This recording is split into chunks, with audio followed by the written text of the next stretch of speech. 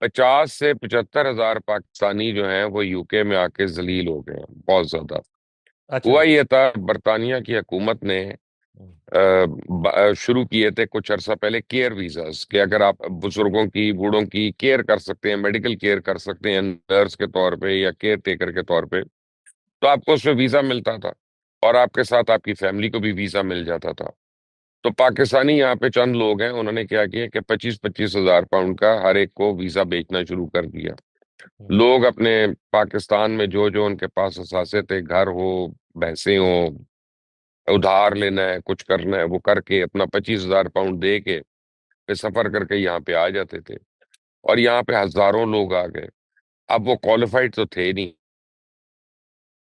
उनको जॉब्स मिलनी नहीं थी, और जॉब्स इतनी ज्यादा थी भी नहीं, खैर वो तो क्वालिफाइड लोगों के लिए थी। हम्म। तो उनको क्या करते थे कि केयर होम्स में ये बगैर तनख्वाह के एक एक महीना उनको जॉब करवा दी कि जी ये इंटर्नशिप कर रहे हैं, ताकि उसके बाद इनको सर्टिफिकेट मिल जाएगा। हम्म। अब वो एक महीना भी उन्होंने अपने खर्चे पे रहना।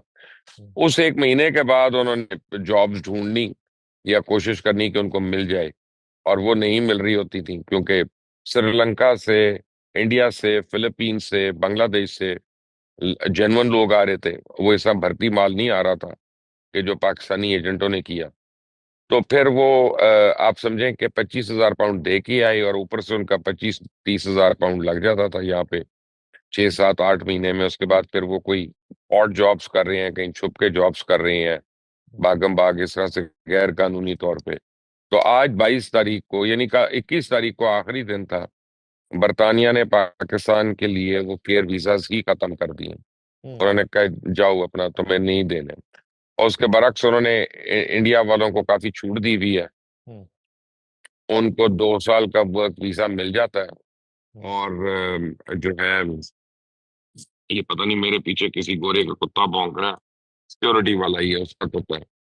तो बात यह है कि ये हालात है यहाँ पे। मेजर गौरव और आर्या तो इंडिया है। 50 से वो तो लंदन पचहत्तर नहीं हजार आया के हुआ। करीब लोग हैं गौरव ये। आर्या तो इंडिया है। नहीं, ये लंदन तो नहीं आया हुआ। गोरे का कुत्ता है, अच्छा, गोरे गोरे का का कुत्ता। कुत्ता है। अच्छा वो अच्छा। मोदी का नहीं है। अच्छा, हाँ, ओके। मोदी का नहीं है। ओके। तो हाँ, तो वो बात यह है कि आप ये देखें कि अच्छा, वो पाकिस्तानी जिन्होंने वो वीजे बेचे थे, हम्म। वो और पता नहीं कितने मिलियन पाउंड बन जाता है ये, इसको आप जरब दे लें इतने हजारों से। हम्म। तो वो बाकी दुबई भाग गए हैं, वहां पे बिल्डिंग्स लेके बैठ गए हैं, उनको किराए पे देना शुरू हो गए हैं। हम्म। तो मेरा ख्याल है कि रेड जोन के थ्रू हमें पाकिस्तान के फॉरेन ऑफिस से ये रिक्वेस्ट करनी है, और पाकिस्तान की इंटीरियर मिनिस्ट्री से, हम्म।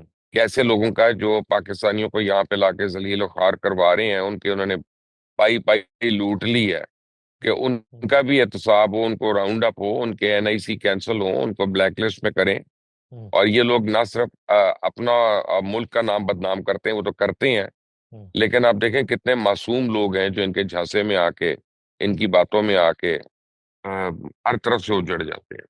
गौहर बाट साहब, आप कह रहे थे मुबशर साहब जब पाकिस्तान पहुंचते हैं तो वो स्टूडियो में होंगे, तो आप लंदन से ज्वाइन करेंगे 10 दिन बाद। तो लंदन के हालात तो ये हैं पाकिस्तानियों के लिए, बड़ी अफसोसनाक खबर है। नहीं मैं गौर भट्ट साहब केयर वीजा पे तो नहीं आ रहे ना? मैं तो यानी मैं लंदन नहीं जा रहा, मेरे पास तो लंदन का वीजा भी नहीं है, ना मैंने लिया हुआ है। लेकिन मैं गुजारिश करूं कि मुबशर साहब जेड़ी गल तुम दस रहे हो, जेड़े भी ये लोग इन्वॉल्व हैं वहां पर आप मौजूद हैं, तो एक मेहरबानी ये करेंगे, जिन लोगों के साथ ये हाथ हुआ है वो तो आपको बता सकते हैं ना, फलां एजेंट है, फलां एजेंट है, उनके या साथ लेकर उसको उनको कम से कम एयर करें, ताकि उन लोगों का जो है वो मुहासबा हो सके और एक प्रेशर बिल्ड हो गवर्नमेंट के ऊपर, ताकि इस तरह के लोग पकड़े। क्योंकि इन्होंने सिर्फ उन उन मासूम लोगों के साथ हाथ नहीं किया है, पाकिस्तान के साथ हाथ कर देना यार। हम्म। अब पाकिस्तान की या बदनामी है ना पूरी दुनिया के अंदर। हम्म। और ये बरतानवी जो है, उनकी गवर्नमेंट जो है, उन्होंने पाकिस्तान के लिए वीजे रोक दिए ये वाले। हम्म। तो ये जो जलील लोग हैं, इनको एक्सपोज करना बहुत ज्यादा जरूरी है। या गिरफ्तार भी करना जरूरी है, एक्सपोज करना भी जरूरी है। हम्म। ये मुबशर साहब, ਤੁਸੀਂ ਸਾਨੂੰ लंदन की बारिश से दसिया कि कल बड़ी हुई, ਅਸੀਂ ਤੁਹਾਨੂੰ ਦੱਸ रहे हैं पाकिस्तान में बारिश हो रही है 2 रोज से। और आज इस्लामाबाद के अंदर इतनी ज्यादा बारिश हुई है कि एक हाउसिंग सोसाइटी का फेज 5 जो है वो, उसमें इतनी बारिश हुई कि एक रिटायर्ड कर्नल साहब अपनी बेटी के साथ गाड़ी में बैठे हुए थे, और इतनी तेज बारिश हुई है कि वो गाड़ी, सैलाब बकायदा वहां पर आ गया और वो गाड़ी समेत बह गए हैं।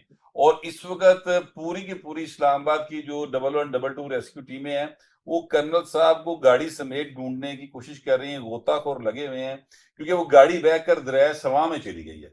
तो ये एक यहाँ पर वाकया हुआ है, और ये वाकये की जो असल वजह है वो ये है, क्योंकि जब आप कुदरती रास्ते रोकते हैं बरसाती नालों के, वहां पर हाउसिंग सोसाइटीज बनाते हैं, वहां पर प्लाजे बनाते हैं, तो उसके नतीजे में ये होता है कि पानी ने तो अगर जब आएगा तो अपने रास्ते पे आएगा, जब रास्ता नहीं मिलेगा तो फिर इधर उधर से वो जगह बनाएगा, और उसके नतीजे में हाउसिंग सोसाइटी के अंदर ये वाकया हो गया कि वो बुजुर्ग रिटायर्ड कर्नल जो अपनी बेटी समेत, अल्लाह ताला उनको सेहत दे जी, या मतलब उनको आमीन। कम से कम जान बचा ले उनकी किसी तरीके से, क्योंकि मुझे जो इतलात हैं उसमें लगता नहीं है दरिया सवा में अगर गाड़ी चली गई है बहकर तो मैंने वो वीडियो अल्लाह देखी करे। है, जिस तरह से वो बह रही थी गाड़ी, मैंने वो वीडियो देखी है बहती हुई।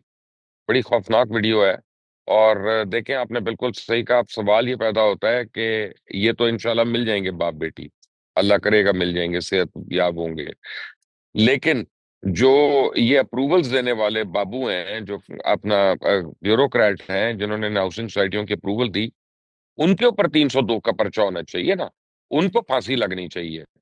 और जब तक ये बाबू बचते रहेंगे, आराम का खाते रहेंगे, इनके पेट नहीं फट रहे, तब तक ये लोगों को जलील करते रहेंगे। इन लोगों का सद्देबाब होना चाहिए जो इन गैर कानूनी हाउसिंग सोसाइटियों को फलने फूलने देते हैं और लोगों को मौत का बायस बनते हैं। और सर लोगों को ये पता ही नहीं है। लोगों को ये लाहौर का मास्टर प्लान क्या था, मोनोसलाई जो ट्रक वो जहाज भर के लेके गया और फराग होगी, यही मास्टर प्लान था। और इसी तरह दरिया के बेड से मुल्हिका जो हाउसिंग सोसाइटियों को एनओसी रातों रात जारी किए गए, अपना जो है ना ये डीजी एलडीए लगाया गया। और एक वाकया लाहौर में भी हुआ है कुछ दिन पहले कि एक शख्स अपने घर से निकलता है, गेट से बाहर निकलता है बाइक पर, और बारिश का पानी है। कुछ देर पहले वो सिर्फ थोड़ा सा चंद फीट का पानी था। जब वो बाहर निकलता है, पानी में जाता है, तो एक एक गड़ा होता है, कुआं होता है, जिसके अंदर वो चला जाता है। ये शादरे का वाकया है, रसूल पार्क का वाकया है। तो ये तो जगह जगह ये मामला है।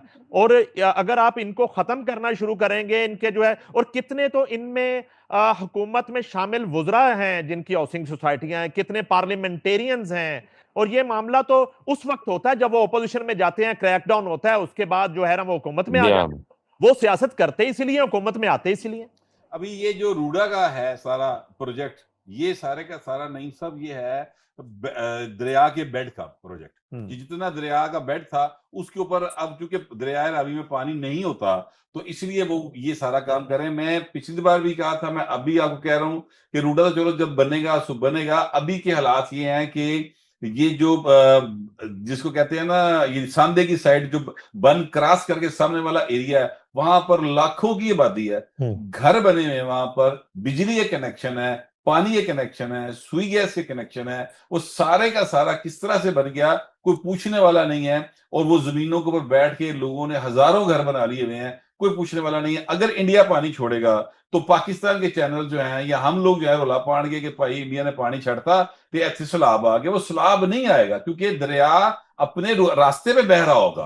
आपने उसे रास्ते पे जाके घर बना लिए। ये इतना बड़ा इशू है जिसके ऊपर प्रॉपर तरीके से कोई मीडिया जो है वो काम नहीं कर रहा, और इस चीज को हाईलाइट नहीं कर रहा कि वो बाबू वो तीन बड़े इश्यूज है ना बेसिकली। इनको इनको गिरफ्तार होना चाहिए। तीन बड़े इश्यूज है ना।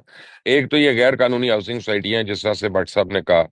दूसरा है कि हम लोग ट्री प्लांटेशन के नाम पे हम करते हैं, हमको बिलियन ट्री लगा देते हैं, 10 बिलियन ट्री लगा देते हैं, लेकिन उनमें से एक दरख्त भी नहीं नजर आ रहा कहीं पे लगा हुआ, एक भी। और तीसरी चीज ये है कि यही सियासतदान डैम्स बनाने की कितनी सख्त सियासत करते हैं। अभी आप देख लें, भट्ट साहब को बुरी लगेगी मेरी बात, लेकिन पीपल्स पार्टी ने कितनी खौफनाक सियासत की रेन वाटर कैनाल्स को रोकने के लिए, और रोक दिया उन्होंने। और नहीं बनी, वो रेन वाटर से ही बननी थी ना, ड्रेनेज के पानी से ही बननी थी, फ्लड वाटर से ही बननी थी वो कैनाल्स वगैरह।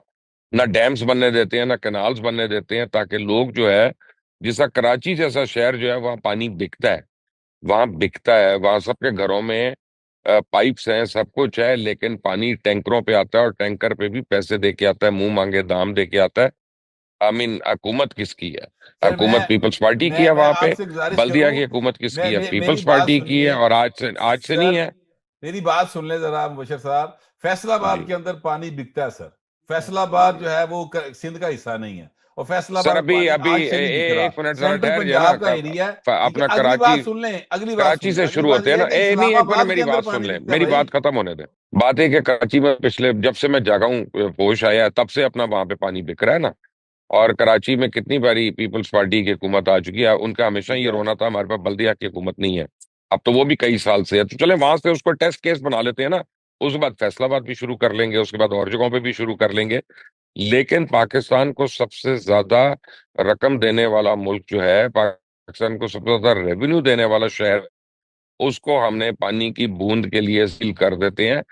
तो ये सियासतदान है ना आपके।